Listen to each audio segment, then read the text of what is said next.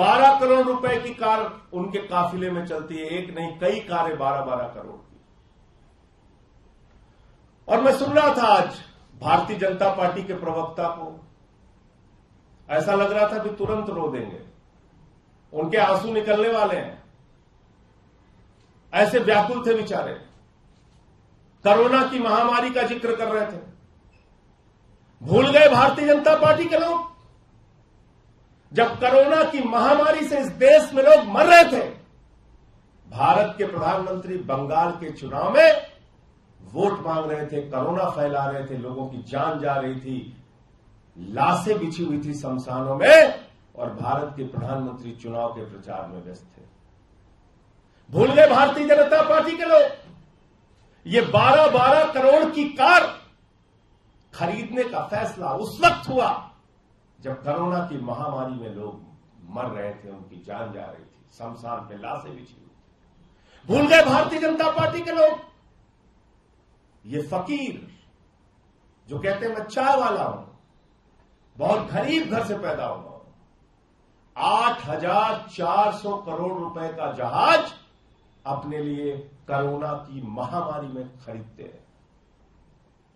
Corona की महामारी के दौरान जब लोगों की जान जा रही थी, लाशें शमशान पर बिछी हुई थी, उस वक्त 8,400 करोड़ रुपए का जहाज खरीदने का बजट आदरणीय प्रधानमंत्री जी का पास होता है। आप कोरोना की बात कर रहे हो, ड्रामे की बात कर रहे हो। हमारे देश के प्रधानमंत्री एक दिन में कितने रंग बदलते हैं, ये तो कलर्ड नहीं है, कलर्ड फोटो देख लीजिएगा। एक दिन में कितने रंग बदलते हैं, कितने कपड़े पहनते हैं, कैसे शहंशाह आलम की तरह रहते हैं, इसको अगर आप देखोगे तो आपको समझ में आ जाएगा। मुद्दा क्या है असल में? हम लोग बार बार बात कर रहे हैं कि सत्यपाल मलिक जी ने जो मुद्दा उठाया उस पर चर्चा करो, पुलवामा के घटने में लापरवाही क्यों की गई इसकी चर्चा करो, हमारे जवानों की शहादत के लिए जिम्मेदार कौन है इसकी चर्चा करो। 5 एयरक्राफ्ट अगर मांगा जा रहा था उन जवानों को पहुंचाने के लिए, तो 5 एयरक्राफ्ट क्यों नहीं मिला? जब भारत के प्रधानमंत्री 8,500 करोड़ का जहाज अपने लिए खरीद सकते हैं, तो हमारे वीर जवानों के लिए 5 एयरक्राफ्ट उनकी जिंदगी बचाने के लिए क्यों नहीं दिया गया? सवाल ये उठ रहा है। सवाल उठ रहा है कि अडानी के साथ जो आपने महाघोटाला किया, मॉरिशस में एक पते पे 6 कंपनी खोलकर 42,000 करोड़ रुपए काला धन अडानी की कंपनियों में लगाया गया, इस पे जेपीसी बनाओ। सवाल ये उठ रहा है। सवाल यह उठ रहा है कि भारत के सुप्रीम कोर्ट के आदेश के बावजूद 6-6, 8-8 कोल ब्लॉक नियमों के विपरीत जाकर अडानी को क्यों दे दिया गया? भारत सरकार के कानून के खिलाफ अडानी को कोयला की खदानें क्यों दे दी गई? सवाल यह उठ रहा है कि एयरपोर्ट कैसे दे दिया गया, सीपोर्ट कैसे दे दिया गया, तमाम सारी संपत्तियां एक ही व्यक्ति के नाम नीलाम कैसे की जा रही हैं, उसको सौगात में कैसे सौंपी जा रही हैं, उस पर कोई चर्चा करने को तैयार नहीं, उस पर कोई बातचीत करने के लिए तैयार नहीं। मुख्यमंत्री के घर को चर्चा का विषय बनाना चाहती है भारतीय जनता पार्टी। मुख्यमंत्री के घर को विषय बनाकर असली मुद्दों से ध्यान भटकाना चाहती है भारतीय जनता पार्टी।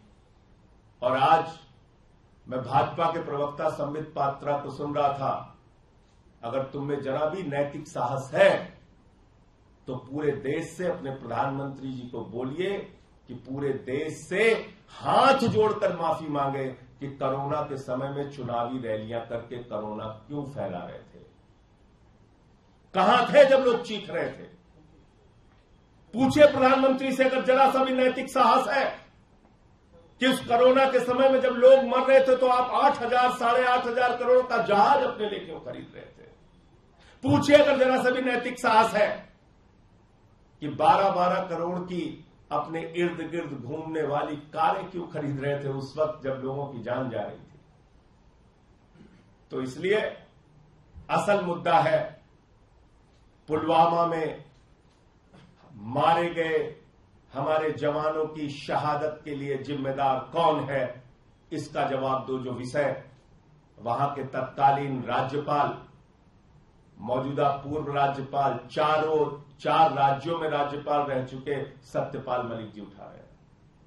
सवाल यह है कि अडानी के महाघोटाले पर, लाखों करोड़ के महाघोटाले पर जो सवाल उठाए जा रहे हैं, उस पर जवाब सरकार कब देगी, उस पर चर्चा कब होगी। और प्रधानमंत्री जो हमारे शहंशाह आलम हिंदुस्तान के फकीर, गरीब चाय बेचने वाले, 550 करोड़ रुपए के घर में रहते हैं, लाखों का सूट पहनते हैं, लाखों का पेन इस्तेमाल करते हैं, लाखों का चश्मा इस्तेमाल करते हैं, दिन में कई बार कपड़े बदलने का काम करते हैं, उनका जवाब कब दोगे? सवाल यह है कि 15 करोड़ रुपए सिर्फ अपने घर की मरम्मत में दिल्ली के लाट साहब खर्च करते हैं, उसका जवाब कब दोगे? 1 एकड़ में मुख्यमंत्री का घर है और 6 एकड़ में लाट साहब का घर है, इसका जवाब कब दोगे? सवाल यह है कि सैकड़ों करोड़ रुपए नमस्ते ट्रंप के नाम पर हिंदुस्तान में उस वक्त खर्च किया गया जब कोरोना की महामारी का भय था पूरे हिंदुस्तान में। उस वक्त आप अमेरिका के राष्ट्रपति को लाके नमस्ते ट्रंप, टाटा ट्रंप कर रहे थे। इसके लिए जवाबदेह कौन है, जिम्मेदार कौन है? इसलिए मैं भाजपाइयों से कहना चाहता हूं, असली मुद्दों पर बात करो। जवानों की शहादत बड़ा मुद्दा है, उसके लिए गद्दारी किसने की, देश से धोखा किसने किया, ये बड़ा मुद्दा है। अडानी के साथ मिलकर घोटाले पे घोटाला भारत के प्रधानमंत्री नरेंद्र मोदी कर रहे हैं, ये मुद्दा है। इन मुद्दों पे बात करो, इन मुद्दों पे चर्चा करो। सवाल है, आप कह रहे हैं कि कुछ राजनेता जो है अपने फायदे के लिए भ्रष्टाचारियों को साथ में लाते हैं। कई राज्यों में देखा गया है कि बाहुबली को छोड़ा जा रहा है, क्योंकि आईएएस के हत्यारे हैं। इस राजनीति को किस तरीके से देखते हैं? जैसे बिहार में हुआ है आनंद मोहन बस। देखिए, मुझे उस विषय की पूरी जानकारी नहीं है कि क्या पूरा मामला है। अभी आपके माध्यम से मैं सीधे लखनऊ से आया और सीधे प्रेस कॉन्फ्रेंस में आ रहा हूँ। पूरी घटना की जानकारी हो जाए तो जरूर आपकी बात का जवाब देंगे। इसमें जो कागज दिखाए जा रहे हैं उससे कितना आप सहमत हैं? आपको लग रहा है कि ये जानकारी सही नहीं है या फैक्ट से? नहीं, मैं ये कह रहा हूं कि भाई, कोई कानूनी रास्ता अपनाएंगे? नहीं, मैं ये कह रहा हूं कि एक मुख्यमंत्री के घर में 3 घटना हुई। 80 साल उनका पुराना घर था, पीडब्ल्यूडी विभाग ने उसको तोड़ के बनाया, 30 करोड़ की लागत में वो घर बना। उसके ऊपर कल से चर्चा किए जा रहे हैं, बीजेपी वाले चिल्ला रहे हैं, चीख रहे हैं। तो जरा अपने लाट साहब से भी तो पूछिए आप, 15 करोड़ रुपए तो उनके घर के मरम्मत में खर्च हुआ। 15 करोड़ रुपए मरम्मत में, नया घर बनाने में नहीं। मुख्यमंत्री का तो नया घर बना, एलजी के तो मरम्मत में 15 करोड़ खर्च हुआ। चलो उससे आगे निकल जाओ आप, प्रधानमंत्री के घर के रिनोवेशन में 90 करोड़ रुपए खर्च हुआ, उससे भी आगे निकल जाओ आप। 500 करोड़ रुपए का हमारे देश के फकीर, हमारे देश के झोला छाप फकीर प्रधानमंत्री, जिसको अपने आप को कहते हैं मैं झोला छाप प्रधानमंत्री हूं, उनका जो घर बन रहा है वो 500 करोड़ रुपए में बन रहा है।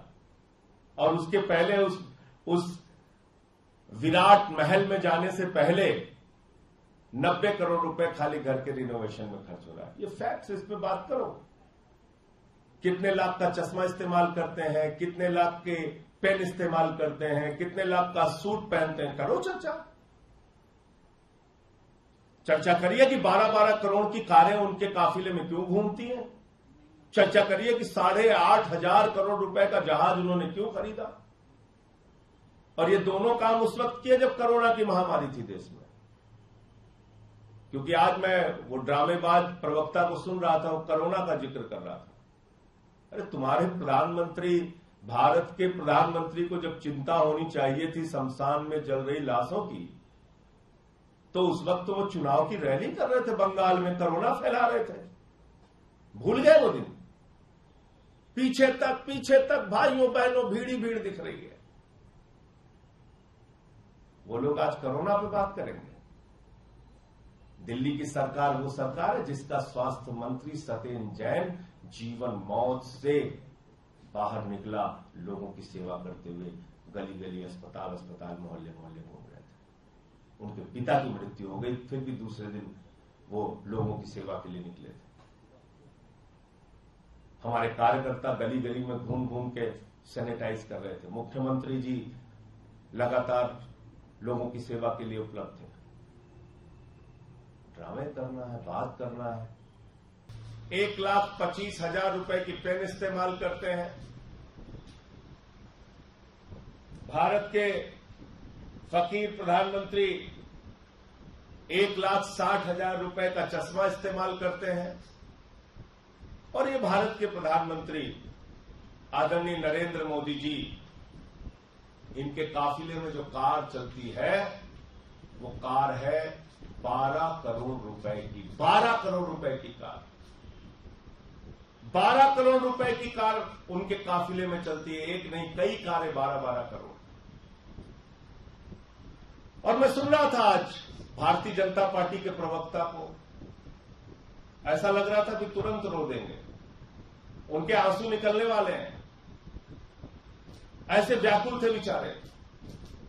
कोरोना की महामारी का जिक्र कर रहे थे। भूल गए भारतीय जनता पार्टी के लोग, जब कोरोना की महामारी से इस देश में लोग मर रहे थे, भारत के प्रधानमंत्री बंगाल के चुनाव में वोट मांग रहे थे, कोरोना फैला रहे थे, लोगों की जान जा रही थी, लाशें बिछी हुई थी शमशानों में, और भारत के प्रधानमंत्री चुनाव के प्रचार में व्यस्त थे। भूल गए भारतीय जनता पार्टी के लोग। ये 12-12 करोड़ की कार खरीदने का फैसला उस वक्त हुआ जब कोरोना की महामारी में लोग मर रहे थे, उनकी जान जा रही थी शमशान।